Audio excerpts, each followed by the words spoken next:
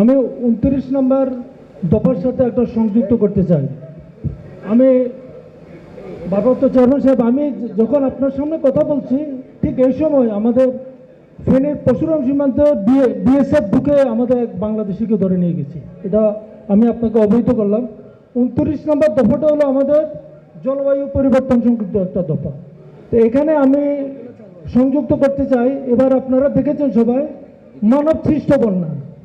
ভারত একদিনে পানি আটকে রেখে আমাদেরকে যে প্রবাহে পানি ছেড়ে দিয়েছে, বিলোনিয়া থেকে আমার বাড়ি পর্যন্ত দূরত্ব 35 কিলোমিটার। যে স্রোতে পানি এসেছে, আমার বাড়ির সামনে যে মেঘনা নদীর অববাহিকা, আমাদের হাজার বছরের ইতিহাসে এরকম বন্যা হয় নাই।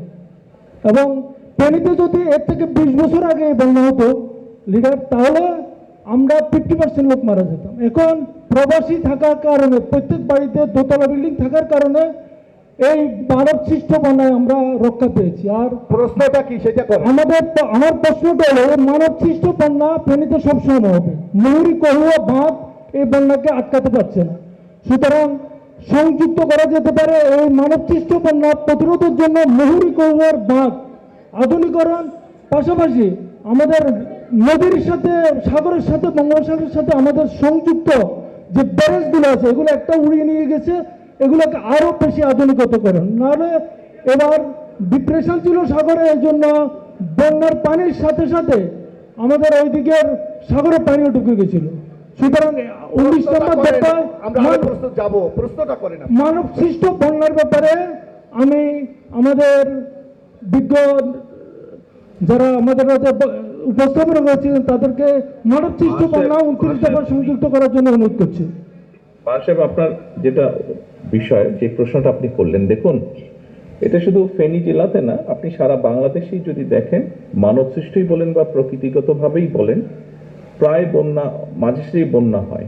এবং বন্যা হওয়ার অন্যতম একটা মূল কারণ হচ্ছে যে ভারত থেকে হঠাৎ করেই তারা পানি ছেড়ে দেয় যখন বর্ষাকালে তাদের বেশি পানি হয়ে যায়। অন্য সময়ে আমাদের ন্যায্য হিস্সা থেকে তারা পানি নিয়ে দিচ্ছে না।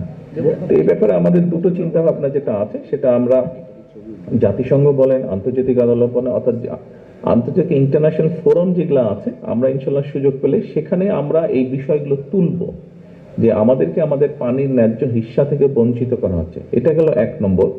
দেশের ভিতরে যেটা করা প্রয়োজন, অবশ্যই আমাদেরকে আমাদের যে খালগুলো আছে, প্রায় সবগুলো খাল দেশের আনাচে কানাচে যত ভিতরে বিভিন্ন জায়গায় খাল আছে, সব খালই কিন্তু ভরাট হয়ে গিয়েছে। এই খালগুলোকে আমাদের পুনর্খনন করতে হবে অনেকগুলো কারণে। তার মধ্যে অন্যতম একটি কারণ হচ্ছে বন্যাকে কন্ট্রোল করা, এবং খালগুলোর পাশাপাশি আমাদেরকে চেষ্টা করতে হবে শুষ্ক মৌসুমে নদীগুলোকে, যেখানে নদীর পানিগুলো খুব কমে আসে, নদীগুলোকেও আমাদের খনন করতে হবে। অর্থাৎ আমাদেরকে এই কাজটাতে যেতেই হবে।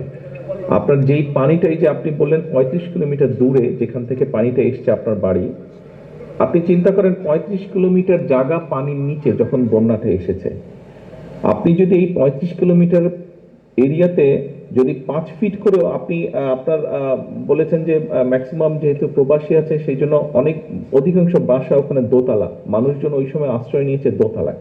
তার মানে আমরা কম বেশি ধরে নিতে পারি যে এভারেজ হাইট ছিল 8 থেকে 10 ফিট পানির, মাটি থেকে 8 থেকে 10 ফিট। তার মানে আপনি চিন্তা করে দেখেন, 35 কিলোমিটার জায়গা যদি একটা বড় সুইমিং পুল হয়, যেটা 35 কিলোমিটার, যেটা রেডিয়াস, এভাবে ধরলে 5, এবং হাইট হচ্ছে পানির, হাইট হচ্ছে ডেপথ হচ্ছে পানির 8 থেকে 10 ফিট, কি পরিমাণ পানি চিন্তা করেন আপনি।